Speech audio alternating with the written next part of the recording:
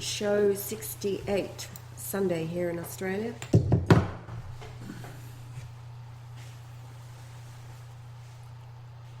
Yes, 3rd of August. Always have to check. All right, so what are we going to talk about right now? Well, we've been down looking at the Nehemiah, and since I mentioned that the authorities down there must have overlooked the camera on one of the stations because it was showing the sunrise to sunset at a time of year when there should be none, which can only indicate that the axis of the Earth has confirmed by ourselves when it was in London or England, when we were able to track the sun as if we were standing on the North Pole, which meant that the axis had shifted down to around 50 degrees, 51 degrees, somewhere around that, off the 90. So considering also that we have Nehemiah, which should be in darkness in the month of June and July, was showing a 9 hours of sunlight. So I pointed out how stupid these people are. It was either the Germans left it on so that we could see what the actual truth is, but as soon as I mentioned it, of course, suddenly there's a piece of material over it, the lens of the camera, but we're still letting light through. Since I mentioned that, they now put something black over it, because they said if you're going to cut the light out, you've got to put something black over. So they've done that. But when you do that, even in the darkness of night, when the camera is running, you should be able to see the occasional star going past. But when they put black paper or cloth over the lens of the camera, which is about 200 metres away, maybe less, of the main station, it cuts out all light. So therefore, it indicates again that they are doing it on purpose. So 2 days ago, when we did a screen capture of what's going on down there, that the light came up as predicted early in the morning around 8:10, and then it went black. So they must have been watching it on their own computers, flashed out, put something over the camera lens for a couple of hours, and then took it off again to give a grey view, which is letting the light through. So they've changed it from possibly a black cloth to back to the original one, because they can't have it, if you're going from the record of going back, say, 2 weeks, and there's light at that time of year, to suddenly go black, it's an impossibility. So this is what they've done. So as usual, they've put someone incompetent on the project to say, look, for God's sake, get out there and cover it up. Right, so some idiot's gone out and done it. And they shouldn't have too much trouble finding the camera because it's broad daylight. But this is what happens in the world of bullshit. So there seems to be something else they're covering up, because now it was as if they've taken something that is like a bottle, bottom of a plastic bottle or something, to put over the lens, because it gives a round circular diffusement of the view, only letting light through, that gives a circular type of view. Again, stupid again. So it would appear that they had it on for 2 hours, and they realised that they got this funny looking, like a lens cover that you can see through to let light through, but not the actual image, because it's all blurred. So then they changed it again and put a black piece of cloth over it. And then some time later, they've gone back to the original piece of possibly a rag that lets the light through, showing that there is a daylight, but it doesn't give you any of the details. It might appear to be, for example, like a fog. a snowstorm. Now, even in a fog or a snowstorm, you shouldn't see any light if you've got no light down there. So, having examined it, and I know this is a little confusing for you all, but I look at it for a long period of time to see what these idiots are doing. And they end up having had several scenarios now. First off, when the light does start to appear early in the morning, around 8:10, then they cover up again. So everything goes black. That's the latest. Then they take that off, and as this is only taking a snapshot every 10 minutes, they just seem to have done it right on the moment that the shutter went. Which gives one image we've had a couple of days ago was you could see the piece of rag almost blowing in the breeze. And that's possibly what's happened. As the air has been flowing past it, then it's like the flag on the moon scenario. It's blown the piece of rag half across the lens, so on the one side you can see the Nehemiah station, on the other quite clearly in the sunlight, and on the other side it's grey as if it's in a snowstorm. Like, give me a break. These people have got degrees in university studies. I can't believe it. They must, in a university study, select morons that'll obey rather than free thinkers, because a free thinker would not make stupid mistakes like that. But anyhow, they do. So obviously they're all, it's all a setup. So we have the Nehemiah effect. There's a Palaloa, there's another area, and that is one they have to keep covered, because it is showing 24 hours of sunlight. And it is more remote.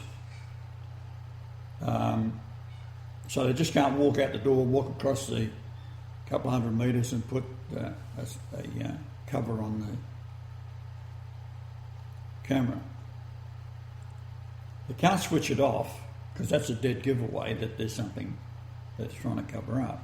So what they've done, they've put something over the camera lens and left it. Now the reason for that is when it is not covered up and it's in the summertime, you'll see the sun go across the horizon on a slight incline. When you know the actual location of the camera, you could then, by the angle that the sun travels across the horizon, determine if the axis of the earth is shifted. Now, at one stage there, over the observations we was doing, it would appear, and I have mentioned this before, and maybe some of you might recall, that the continent of Antarctica is, and South America and everywhere else for that matter, is like a boat floating on a molten mantle that's 2200 degrees Celsius, and it's down about 25 miles. If you was to drill a hole outside your front door, you wouldn't get down 25 miles before it becomes very bloody hot. So there's a free source of energy. For example, what appeared to be happening during the crossing of the Milky Way galaxy was that Antarctica itself was moving on its floating island, if you like. And if you look at Antarctica, it is closely resembling a skull of a baby. And this is one of the first things I noticed many years ago, that the head would appear to be like a baby being born. Well, as it turned out, the observations were that the mantle it was sitting on was allowing it to float back and forth, because each continent has a north and south pole. So, for example, in Australia, if you're flying a plane, you have to allow the magnetic shift of 11 degrees to get true magnetic north. So we have to allow for that. And I've flown a few planes and I know this is what you do. So with Antarctica, it appeared to be, because of the magnetic pole shifting, and you may have read somewhere or heard on the internet that the magnetic pole of the Earth was shifting towards Russia. Now that's not the axis of the Earth, it's two different things. But it would appear that when we crossed over to the equatorial plane of the Milky Way galaxy, that's the equatorial plane, and the water draining out your sink started to go backwards, and at the same time the moon flipped 180 degrees when we was watching it, because I was able to calculate the exact moment we'd be crossing over the Milky Way galaxy, and it turns out to be on Australia time, East Coast, 11:11 in the morning on the 11th of December 2011. Now, time-wise, that's 375 days out from the Mayan calendar prediction of the 20th to the 21st, depending where you are in the world, of the Mayan calendar. We know the Mayan calendar was right because bloodthirsty natives, while cutting the hearts out of other poor individuals, in their tea break, they sat down and worked out the moon orbit to be accurate to within 33 seconds in 500 million years. Hello, that didn't happen. This is what's been left by the angels, and they left this information in the way of the Mayan calendar, which is the tremendous accuracy. Not that the Earth is 500 million years old, it's just that if you was to calculate backwards or forward from the date of the Mayan calendar, you would observe that the moon is accurate within 33 seconds in 500 million years. Doesn't mean that we've been from creation 500 million years ago, that we evolved and slid out the arse of a sea like 2.5, 3 billion years ago. What it means is that creation is a mature creation, and that the old joke, Adam and Eve didn't have a navel, right? Because they were created and they didn't have an umbilical cord when they was in the womb of their mother, right? That's the old joke. So what we're saying is then that the accuracy of the Mayan calendar was correct because, as I've said before, that in October the 4th in 1582, Pope Gregory XIII advanced time because of his astronomers in the Temple of the Winds in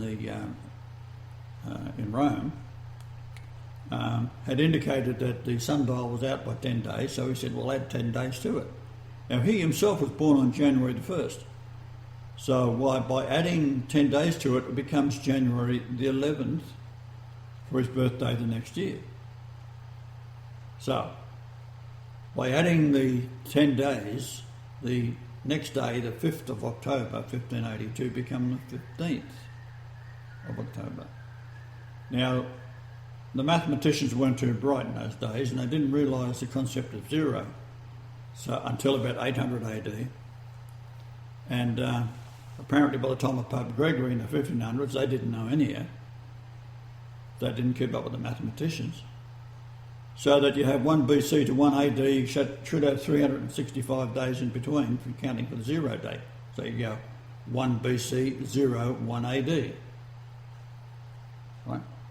So they didn't count that in either. So therefore, the Mayan calendar, based on the Gregorian calendar, it is right. The Gregorian calendar is wrong by 375 days. That's how that came about. So what that's telling us is not that the bloodthirsty priesthood could stop for a tea break and write down and calculate all these marvellous things about the Mayan calendar. It's just that they had gone back to their evil ways when the angels arrived, and I've been down there, I've looked at the Mayan calendar, the real one, and all the glyphs that they're made from, and a place called Palenque. It is Palenque where Erich von Däniken got the idea to write his book Chariot of the Gods, because down in the temple itself, when it was finally cleared out, they found this gigantic slab of rock on top of what appeared to be a coffin or a coffer, And the coffer, what's carved on top of it is a slab. It's about 14 feet long, maybe 8 to 9 feet wide, 150 mil thick or more, and it's carved this famous carving of a astronaut laying back, looking upwards, and he's got the features of the high priest with the big nose and the pointed head and all this kind of stuff. And what it was, although it could be, if you turn it up on end, look like an astronaut sat in a spacesuit zooming out into space, and but what it was Chuck Mull. Now Chuck Mull was a stone carved statue of a bowl with the head of the priest and the legs of the priest and the arms of the priest, and the way they draw it with this funny shaped nose and this funny shaped head.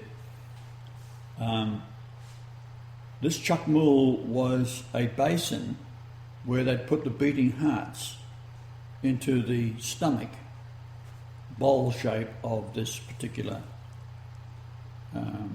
sacrificial rite. And they used to do, on a good day, 10,000 people. So they'd have bands of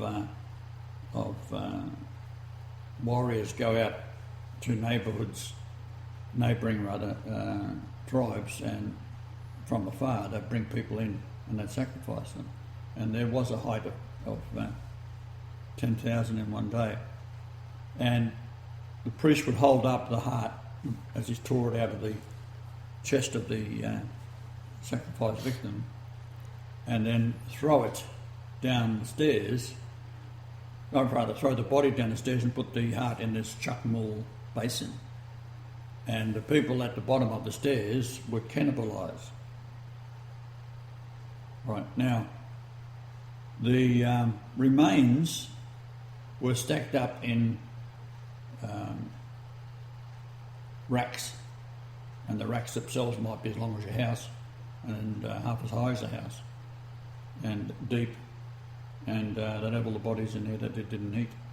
Can't eat them all, can you? So this is the type of thing that the Mayans did. And what annoys me about scholars is that anyone who makes it into the mainstream with a book would only be allowed to produce a book and have it sold, be on the bestseller list and all this kind of thing, if it's bullshit. Because the Jews control all things. Now, as you're all in hell, I think it's about time you realise that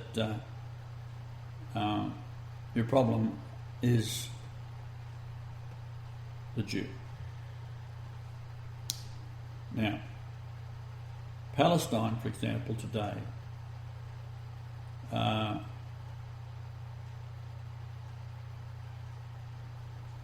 is such an incredible atrocity.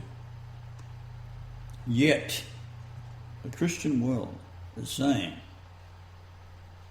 that the Israeli army is reacting to a constant bombardment of rockets fired from Gaza into Israel.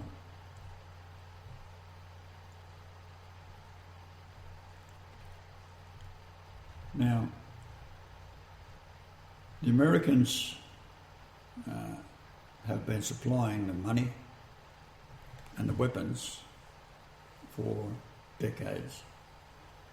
And the only nation in the world that hasn't got an army was Palestine.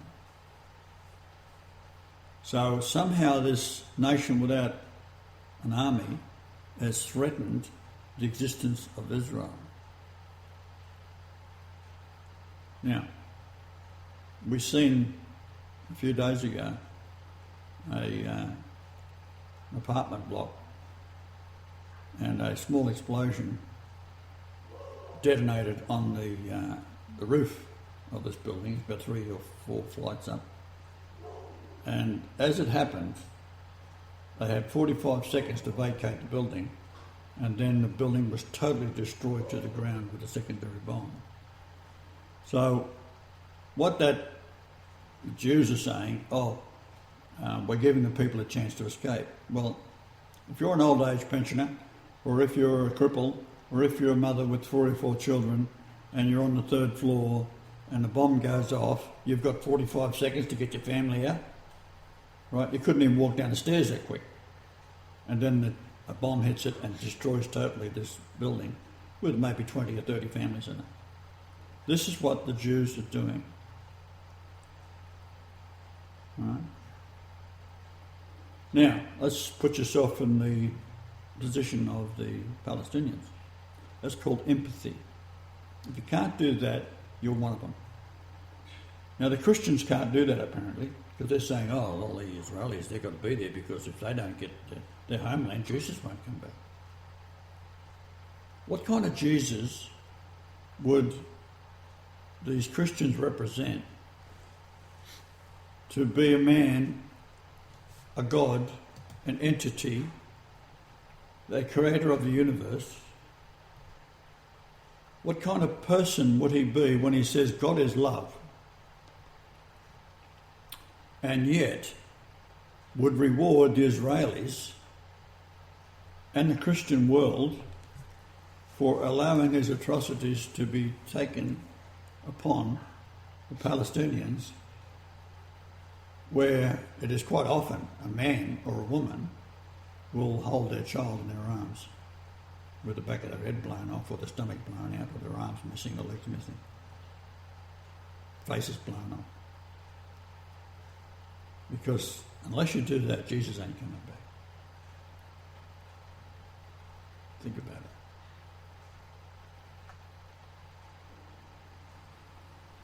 In the Protocols of Zion, it says we will forbid Christ. So certainly the Israelis don't want Christ to come back. And yet, the millions and billions of dollars, I think something in the order of 12 billion a year, some years ago, was paid by the American government, let alone donations, into the coffers of Israel. And the Jews own all the businesses anyhow. Do you think they're short of dollars? They just print it up in a printing press. But no, they've got to go through this insanity of bullshitting the Christian world that Jesus ain't coming back unless they get their land back in Palestine, when they ain't Jews in the first place. And even if they were Jews, those wouldn't be the ones that would be representing Jesus anyhow, because they reject Jesus. Jesus is a piece of shit. In fact, if you read the Talmud, Jesus is in hell praising the Jews in boiling excrement. Another part of the Talmud, it doesn't say excrement, they've replaced it with semen. So he's in boiling sperm, saying praise the Jews. Can you believe this insanity? Yet that's what all you Christians are doing out there. You are supporting it.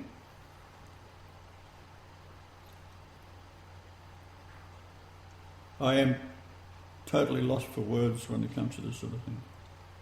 I can't understand it. I can't get my mind around it. It gives me a headache.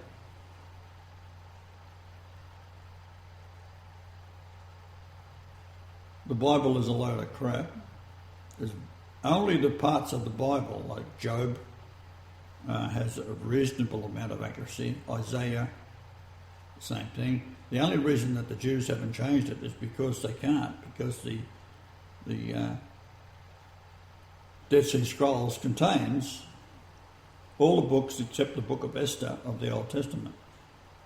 The New Testament, that's totally dominated by Paul, of course. You've got to take on the mind of Christ. Well, I'm Christ, and I can't see how anyone can take on my mind. Closest to that would be my sweetheart sitting beside me. Right? Because she knows me intimately, how I think. And she is naturally a saint. So she knows how to write things in my name and know that I would not object to it. So she takes on the mind of Christ. Now, I only found out only a few years ago, because I've never read the Bible, don't get me wrong, I just don't bother with that shit, right? And I met a fellow, and all these things line up. He had taken on the mind of Christ. When I first met him, he told me about he had taken on the mind of Christ. What are you talking about? Like, he's sitting there with me, I'm showing him miracles after miracles, hundreds of them, and yet he'd only be stunned and go glazy-eyed for a little while. And then I'd look back to the computer or whatever I was doing, and then notice that this idiot would put his hands up in the air, palms upwards, and start yabbling on in bullshit Hebrew. He'd make words up as he goes along, but it sounds like Hebrew. He's a New Zealander, and he's born in New Zealand, 13 metres from the sea, in the South Island, on September the 4th. But as far as he was concerned, because he'd taken on the mind of Christ, he doesn't have birthdays anymore. So, yeah, right. Well, I always just wish him happy birthday on the 4th anyhow. But that leads us to another point. Because of the synchronicity of meeting these demons in my lifetime, and that's all I had ever experienced was demons. I never met righteous people.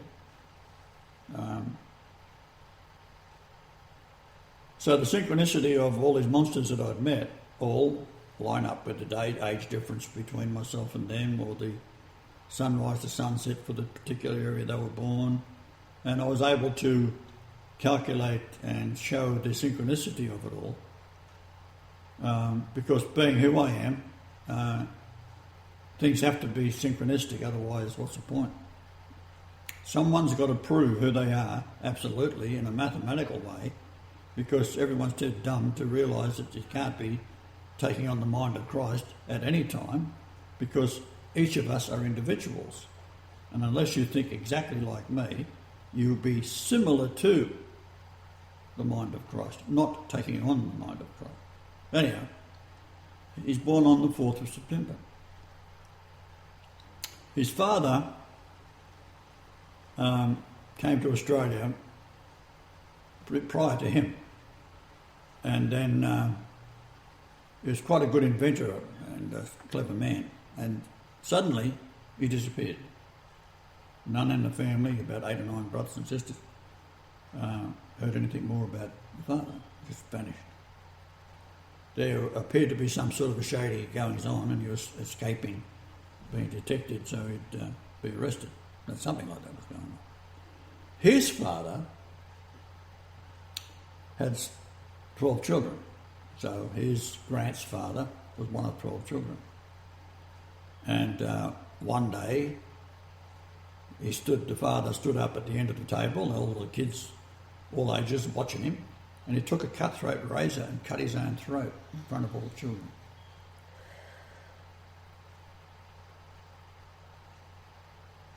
Get your mind around that.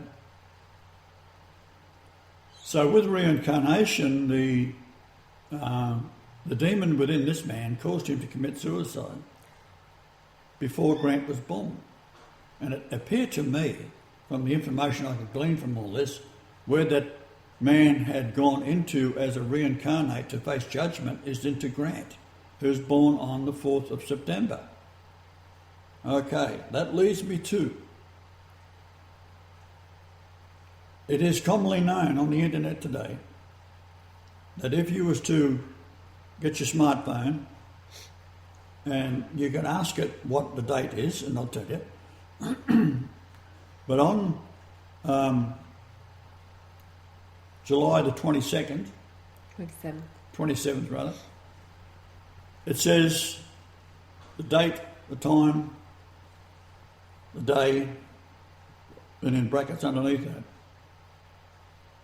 the gates of Hades opened. 38 days later, on September the 3rd, which is the 4th in Australia or New Zealand, it says the gates of Hades closes. Now, what has happened in the time between the 27th and up until now? We're in the 2nd of August in Australia. Good. 3rd, sorry, August 3rd. What has happened? These atrocities have increased exponentially in the Gaza, where whole city blocks are levelled. We've also found that and I don't know whether this is true or not, you can never go on information that's coming at you from the internet, but Netanyahu's is quite insane, and his psychiatrist or psychologist had been reported some years ago that he was so depressed by the 9 years of treating this idiot that he himself committed suicide. Because Netanyahu was totally illogical and insane. So that's the swine that's ordering all this that's going on in Palestine today. And you Americans are supporting him. Because that's going to get your Jesus back, isn't it? So we've gone a full circle of insanity. That the Jesus you want back, who has been bandied about in your churches for all these centuries, that when the atrocities get so bad, some of you are going to rapture, which is not in the Bible anyhow. The word rapture is not there. There's no mention of you rapturing anywhere.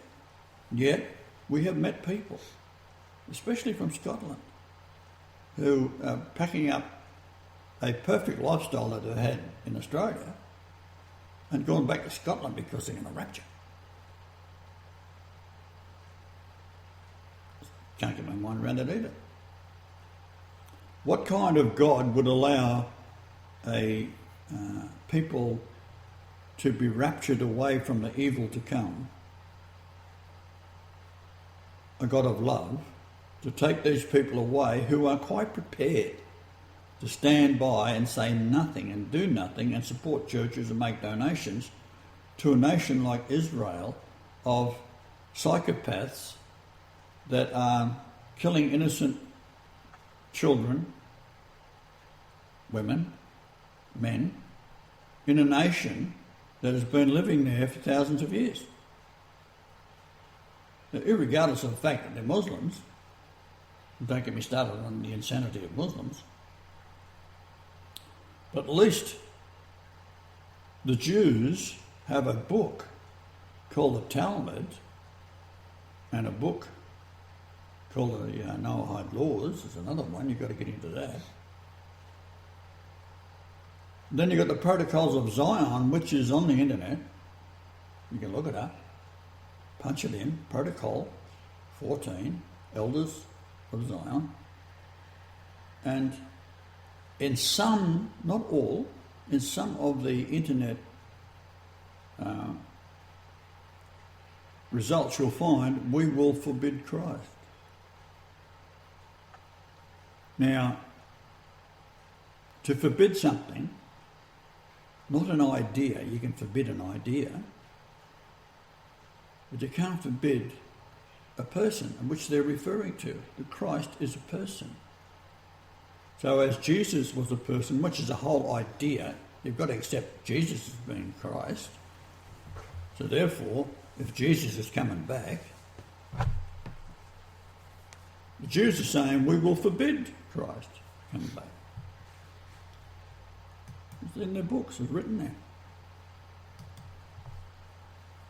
Then you've got the Zohar, which is a prophetic work of insanity again, by Jews of about the 12th century. And they are saying that there's going to be a Holocaust. I don't think they use the word Holocaust. There's going to be a sacrifice of 6 million Jews. In the First World War, which was started by the Jews, they reported that 6 million Jews died in the war. Not mentioning the 60 million Russians reported, killed by Stalin. So, that didn't happen. So then you got, after the Second World War, they got to find another 6 million dead. So what do? They invent the Holocaust. The word Holocaust wasn't used until about 25 years. That's a little birdie out there agreeing with me. A wild bird. He comes sit on the chair and looks in through the door. He checks out everything I've got out there. For example, I've been building this garden shed to show people how to grow in a small area enough protein that you can make a protein drink.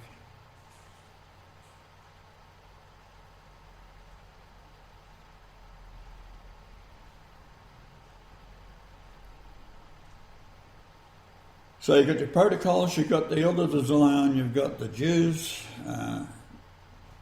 bombing relentlessly. You've got people sitting on a hill watching, sipping wine as the rockets and planes bomb Gaza. And they can see the flashes of light and shout hooray as little babies are blown to bits. And chanting, no more babies in Gaza. Yeah. No more, yeah. So they're saying no more babies in Gaza.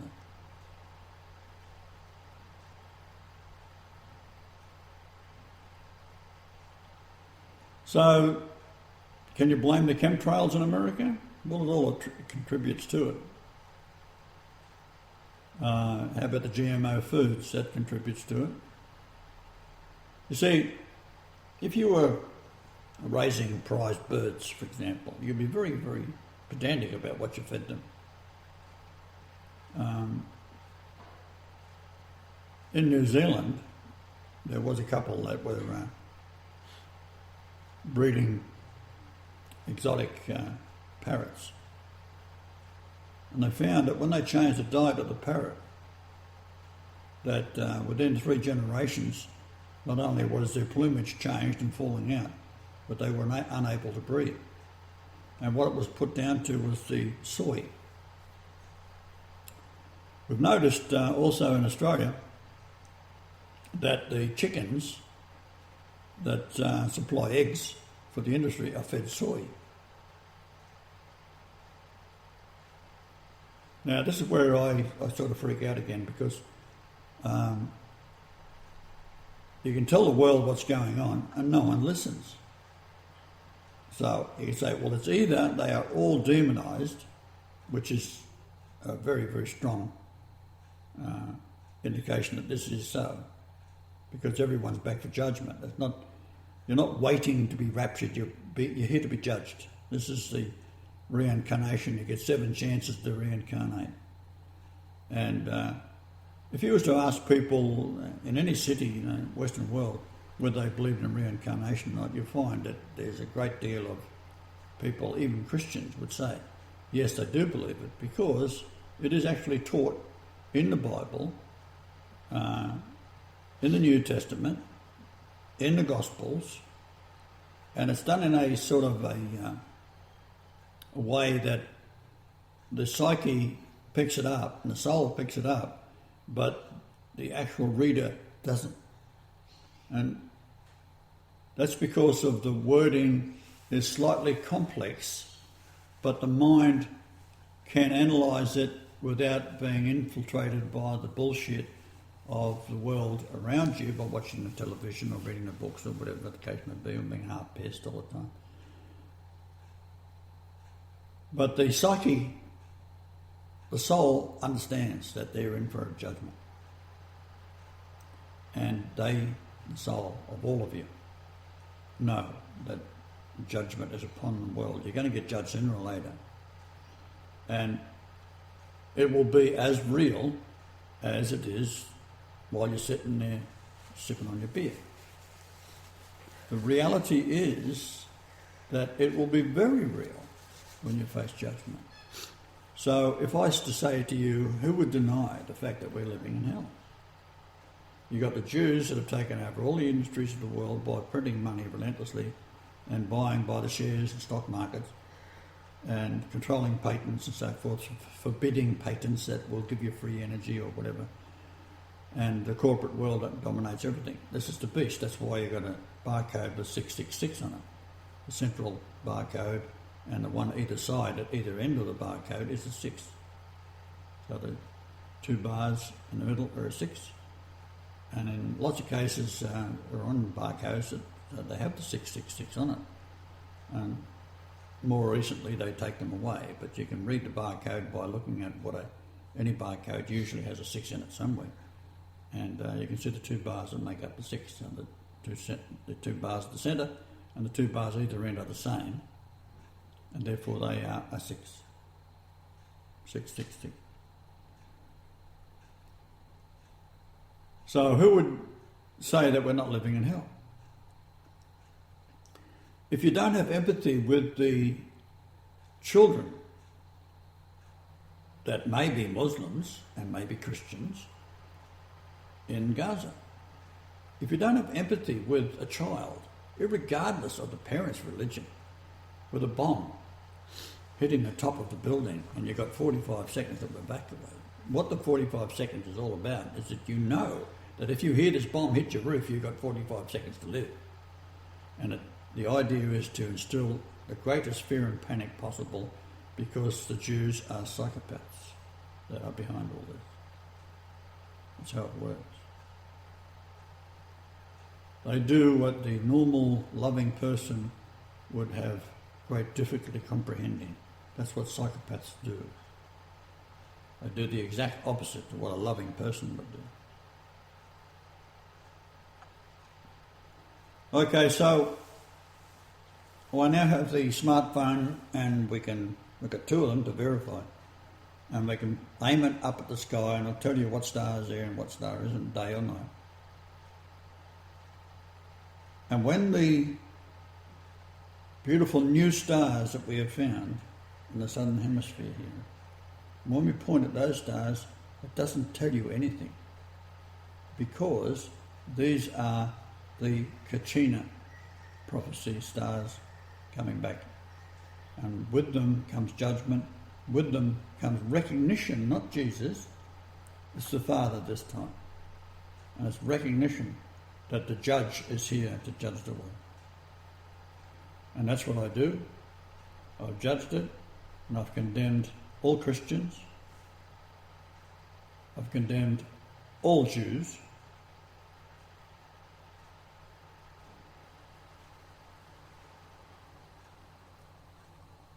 And overall, I'd like to remind you, there's only 8 people that made it on board the ark. In the days of Noah, knowledge was increased. So the smarter they got, the stupider they got, and the closer to Sodom and Gomorrah they got. Apparently, this is the same by any analogy today. Turn on your television set. Not only are you bombarded with things that people are trying to sell you, but the news that you see is sensationalised to give the point of view of those that are the rulers of the earth, which are the corporate masters.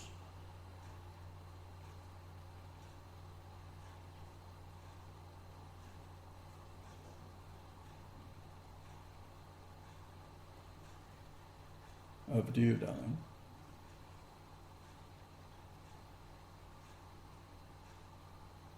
Have I got it covered or not?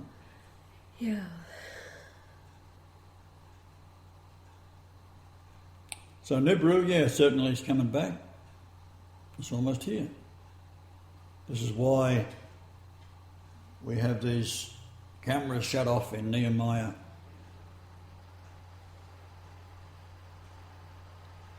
At this present time.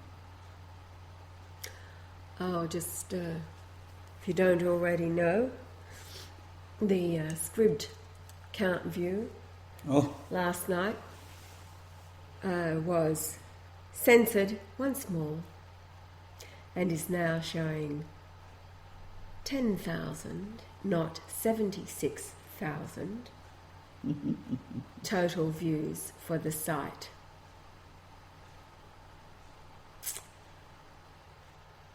Which is, we will forbid Christ. 10 also is Hades, hell, destruction, and that's the time that we're in. For all who reject the only answer to all that's going on. The Jews leading the way. Just reading the prophecies of Hasidism.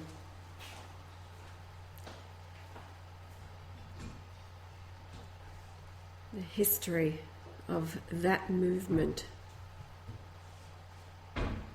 Hasidism is a cult formed in 18th century in Eastern Europe by Rabbi Israel Baal Shem Tov, who died May 22nd. This would have to be why the Ukraine now. It's all about the Ukraine.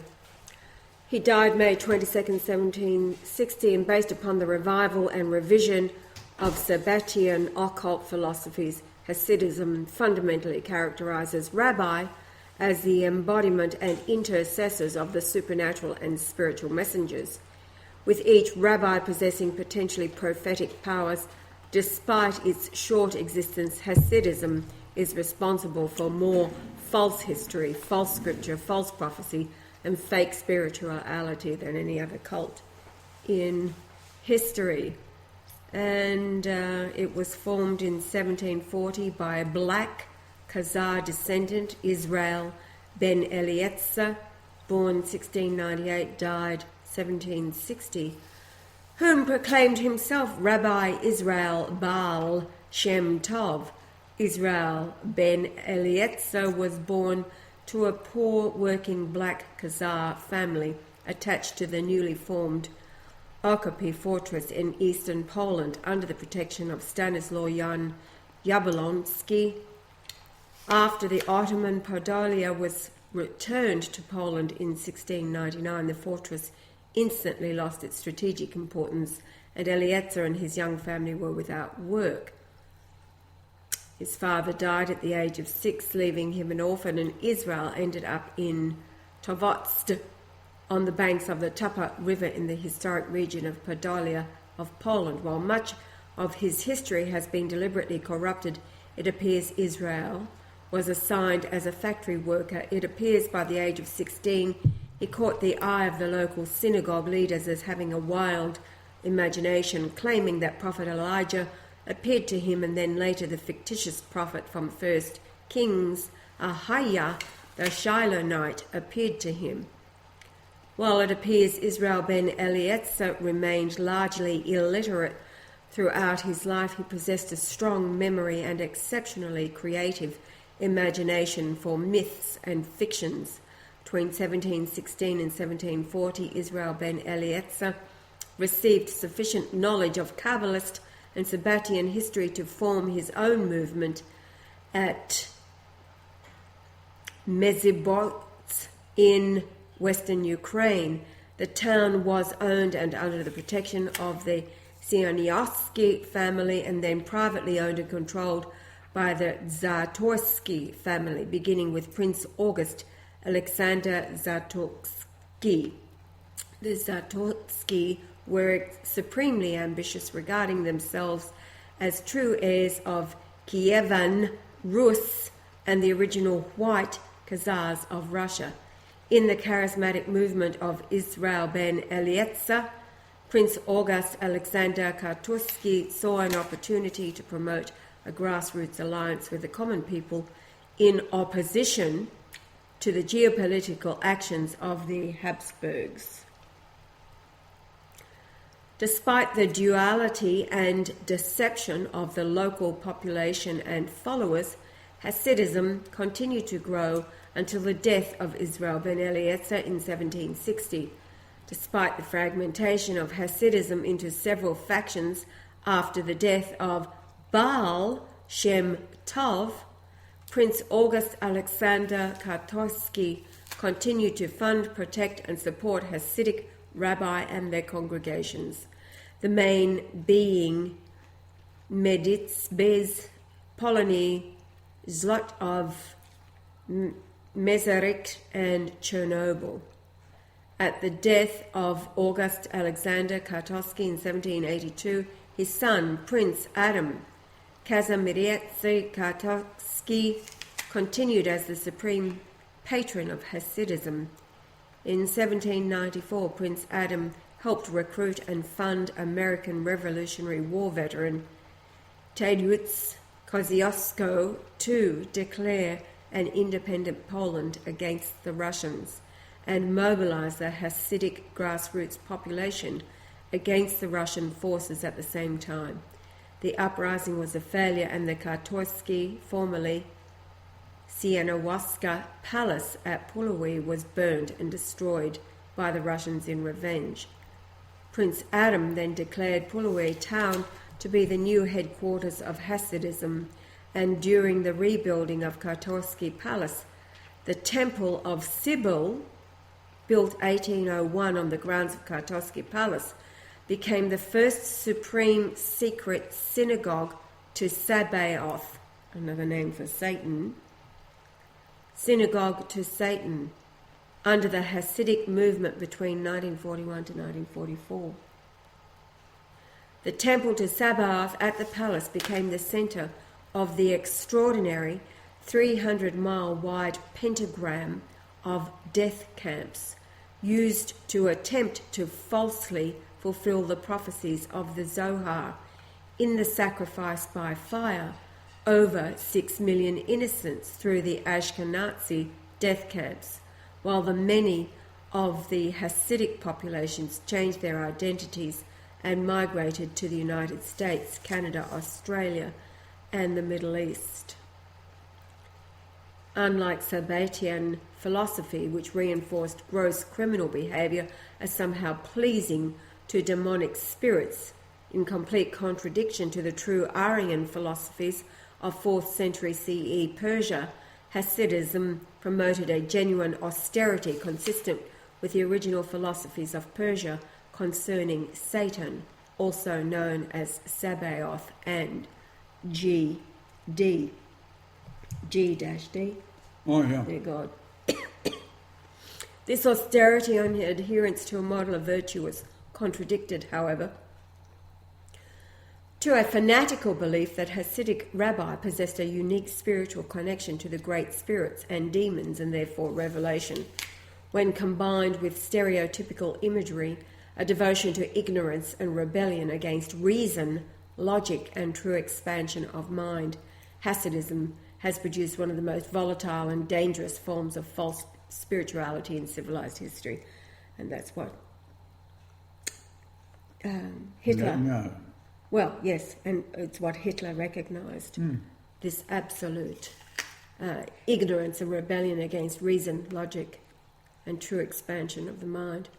The main sacred text of Hasidism is the horribly and perversely corrupted Amsterdam Talmud of 1645, in which Hasidic rabbi created a whole mythology concerning rabbi as Messiah, having the ability and power to produce further revelations by producing long, absurd, ignorant, and contradictory tracts of fictional rabbi within a bloated version of the Talmud, variously now known as the Vilna Talmud, 1795, as evidence of the combination of dangerous ignorance and fanatical belief that typifies the mind control of the Hasidic cults. All Hasidic followers believe as a fact that Khazar descendant Israel ben Eliezer was also somehow a descendant of the royal line of Davidic priest kings, even though Hasidism refuses to discuss the Khazar history properly, refuses to acknowledge the Persian history of Mithraism, uses incorrect words to describe the Roman land of Judea, promotes the fictitious word of Israel, uses the 16th symbol of John D to claim it as a 3,000-year-old symbol, and believes false scripture from the 16th century as 2,500 sacred texts. Yet what is historically and presently of gravest concern with Hasidism is the obsession of its rabbi in falsely proclaiming themselves to be capable of receiving spiritual inspiration as messengers, driving a false spirituality of duality in the worship of Satan as Sabaoth and as the desperate desire to fulfill the prophecies of the 15th century Zohar. The three failed attempts to fulfill the Zohar by Hasidism and religious right extremists. During the 20th century, Hasidic rabbi formed an alliance with certain American religious right groups to validate each other's false prophecies and false spirituality as a means of gaining greater control in world affairs. At the centre of this grand alliance of Zionism was the attempt to artificially confect the fulfillment of the prophecies of the Zohar, led by Polish nobles connected with the Kartosky dynasty. The first attempt was embedded within the way the politics played out through the course of World War I. Papers in the United States even published headlines claiming 6 million Jews were killed during the conflict in a vain attempt to declare the first prophecy of the Zohar, 476, fulfilled. However, following the end of World War I, it was concluded that the attempted fulfillment of the Zohar had failed and some future events would need to be confected. Did you look that up when I was talking about it, did you? Yes. Right. Just while you were talking, I thought I'd Google the Zohar prophecies. Well, I've never read anything like that. No, neither have I. This is our first time at reading this, but it's... Well, so I've never read the Bible either, so... Now... nor the Colburn Bible. This is specific to what you were talking about, so let's finish this before... The reason I don't read the Bible or the Colburn Bible and that kind of thing, because when my little sweetheart here finds something in it, she'll say, "Oh, you said that." Right? She recognises the writings of the Colburn with the things that I have always been talking to her about over the last several years. It's his mind within the Colburn. So, you know... And I've said, and the Colburn confirms it, you do go to war. You do kill your enemy. Right? It tells you what treason is, and what do you do with a treasonous person? You execute them. That's what I'm saying to you people. This turning the other cheek bullshit of Jesus is bullshit. It's as simple as that. You've got to protect your race. There's no interbreeding. You're created as white persons. You're created as black. It doesn't mean that you are an enemy of the black race or the Asian races at all. You want them all to be men and women in their own right, but you don't mix the two together. Carry on, my dear. Okay, so the first attempt was the First World War. That didn't work. The second attempt by the nihilists to defile and contradict their own beliefs was World War II, when the Great Pentagram of Death was formed with Kartosky Palace at the centre of a 300-mile wide pentagram connected to a smaller pentagram in Washington, D.C. Here we go. Founded on September 11th, 1941. To this day, the Grand Alliance of Zionism maintains that 6 million Jews were burnt in a Holocaust in order to secretly fulfill the claims of the Zohar. However, subsequent lack of genuine spiritual messages from Rabbi and Christian right, religious of the false spirituality network of nihilists, was proof positive that such absurdity, criminality, had failed to produce their goal. A third and final attempt was made with the attack on the Twin Towers on the 60th anniversary to the day of the founding of the 300-mile wide Pentagram of Death and the Pentagram of Washington on September 11th, 2001.